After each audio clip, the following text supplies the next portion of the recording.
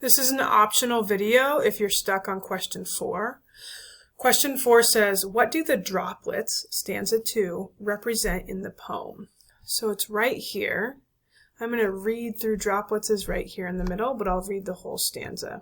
It says, my stomach twists and fingers shake as I prepare to work the battleground. The place I've always loved and felt at home is now a field of droplets sprayed across a room or lurking on a handle or a sink to find their way inside our trusting hands or mouths or eyes. The ones that touch you when you're sick, speak soothing words, and seek the answer to your pain. So I'm a little bit confused. Droplets is a drop of liquid, right? But I see lurking. Lurking tells me it's something like sneaky or that you don't see.